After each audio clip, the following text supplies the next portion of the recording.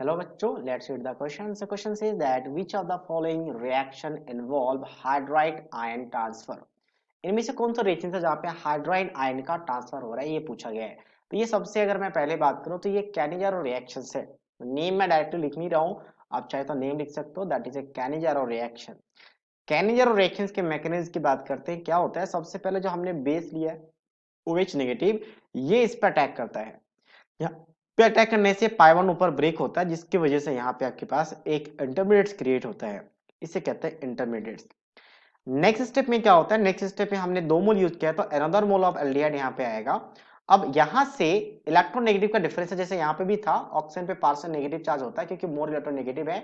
Shared पर electron को खुद की तरफ विड्रॉ करता है, जिसकी वजह से पार्शियल नेगेटिव चार्ज, और कार्बन पे पार्शियल पॉजिटिव चार्ज होता है, इसीलिए न्यूक्लियोफाइल इस पर अटैक करती है। सेम चीज यहाँ पे भी होगा, सेम कंडीशन। अब यहाँ पे जब नेगेटिव चार्ज यहाँ पे रिवर्स बैक आता है तो हाइड्राइड यहाँ से निकलता है एज ए H नेगेटिव। तो हाइड्राइड का यहाँ पे साफ साफ दिख रहा है कि ट्रांसफर हो रहा है इस स्टेप में, और इसीलिए ये वाला स्टेप RDS होता है, रेट डिटरमाइनिंग स्टेप, और ये बहुत ही ज्यादा स्लो होता है। इवन एल्डोल कंडेंसेशन एक बहुत ही फेमस रिएक्शन है, उसमें भी सेम ही कंडीशंस होती है, बस अल्फा हाइड्रोजन होता है जो कि मुझे ऑप्शन बी में दिख रहा है, इसके बारे में डिस्कस करेंगे अभी। तो उससे भी ये काफी ज्यादा स्लो होता है, यही रीजन है कि ये आपका बैड लिविंग ग्रुप, इसको एक बैड लिविंग ग्रुप माना जाता है। तो इस केस में यहाँ पे क्या हो गया, हाइड्राइड का ट्रांसफर हो गया, एक एसिड बन चुका है, साथ साथ में CH3O नेगेटिव बन चुका है। लास्ट में एक हाइड्रोजन यहाँ से शिफ्ट हो जाता है इस जगह पे, क्योंकि यहाँ पे जैसे शिफ्ट होगा ये रेजोनेंस स्टेबलाइज हो जाता है, और इसलिए शिफ्टिंग होने के बाद फाइनल प्रोडक्ट ये बन जाएगा, जिसे कैनिजारो रिएक्शंस कहते हैं। तो इस वाले में आपका हाइड्राइड का शिफ्टिंग हो रहा है, जो कि जिस स्टेप को RDS या स्लो स्टेप कहा गया है। ऑप्शन बी की बात करते हैं, ऑप्शन बी हम यहाँ पे बात कर लेंगे। यहाँ पे अल्फा हाइड्रोजन है, कार्बोनिल ग्रुप के एजेंट वाले कार्बन को हम लोग कहते हैं अल्फा कार्बन, और अल्फा कार्बन में जितने भी हाइड्रोजन उसे कहते हैं अल्फा हाइड्रोजन। तो सबसे पहले बेस उस अल्फा हाइड्रोजन को निकालती है, क्योंकि वो अल्फा हाइड्रोजन एसिडिक होता है नेचर में, तो वाटर रिलीज हो जाएगा और यहाँ पे बनाएगा CH2 नेगेटिव एंड C11OH, जिसे कहते हैं कंजुगेट बेस, और ये कंजुगेट बेस रेजोनेंस स्टेबलाइजर, इसीलिए ये वाला आपका H पॉजिटिव को रिलीज कर देता है, और वो एसिडिक होता है नेचर का, due to resonance stabilise with this C11O group. अब ये क्या करेगा, अनदर मोल ऑफ हम एल्डिहाइड को यूज करेंगे, यहाँ पे कीटोन भी हो सकता है, हालांकि कैनिजारो सिर्फ एल्डिहाइड होते हैं, बट इसे कहते हैं अल्डोल, सेकंड वाला अल्डोल कंडेंसेशन है, जो कि दोनों के साथ पॉसिबल है। तो ये इस पर अटैक करता है यहाँ पे नेक्स्ट स्टेप में। इलेक्ट्रोनेगेटिव का डिफरेंस है, जैसे नीचे था वैसे ही सेम एग्जैक्टली, बस यहाँ पे CH3 एक एक्स्ट्रा ग्रुप आ चुका है, तो पाई 1 ऊपर ब्रेक होगा।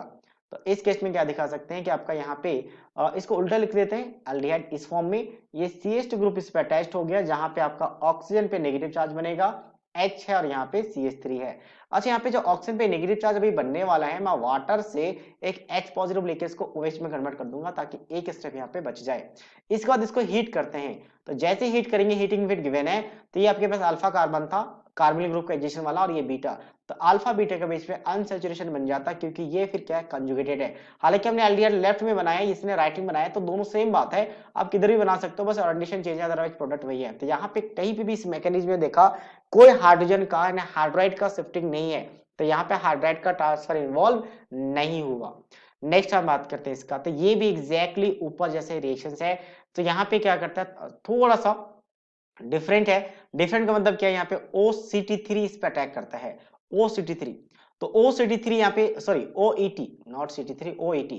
तो OET इस पे अटैक करेगा, तो ये यहाँ पे हाइड्राइड यहाँ से हटता है, बट एक्चुअल में ये हाइड्राइड का शिफ्टिंग नहीं होता है इस केस में। ओके, एक बार हम इसका मैग्नेट चेक कर लेते हैं, माइट भी हो सकता है हाइड्राइड शिफ्टिंग होगी।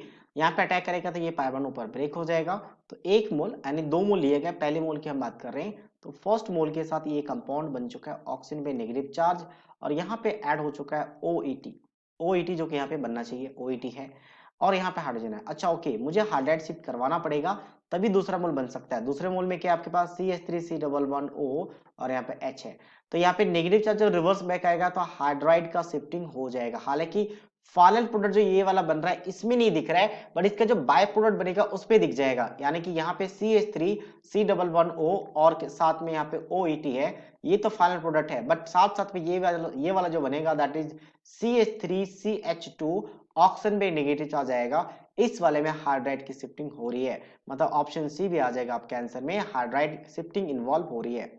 हाइड्राइड आयन मतलब होता है H नेगेटिव आयन। नेक्स्ट हम बात करते हैं इसका। यहाँ पे क्या होता है बेसिकली इसके पास, जिसमें सबसे पहले तो ऑक्सीजन अपना लॉन पे डोनेट करता है यहाँ पे, तो इस केस में मुझे यहाँ पे एक हाइड्रोजन हटाना पड़ेगा, यानी ये हाइड्रोजन हाइड्राइड लेके निकलता है H नेगेटिव। तो यहाँ से H नेगेटिव निकलेगा, तो सबसे पहले मैं डी ऑप्शन का मैकेनिज्म यहाँ पे लिख रहा हूँ कि यहाँ पे क्या बना, डबल बॉन्ड ऑक्सीजन यहाँ पे पॉजिटिव चार्ज और एक हाइड्राइड यहाँ से, हालांकि ये स्टेप काफी ज्यादा स्लो होता है, तो हाइड्राइड यहाँ से निकल रहा है। नेक्स्ट स्टेप यहाँ से H पॉजिटिव निकलेगा और दोनों कंबाइन करके H2 कन्वर्ट हो जाएगा और ये प्रोडक्ट बन जाएगा यहाँ पे एल्किन भी है साथ साथ में, तो एल्किन को हम दिखा देते हैं, आपके पास ये एल्किन है और यहाँ पे डबल बॉन्ड बन चुका है। तो इसका मतलब ऑप्शन डी में भी हाइड्राइड का शिफ्टिंग हो रही है। So that means option A, C and D is the right answer of this question. So I hope you understood it well. All the best.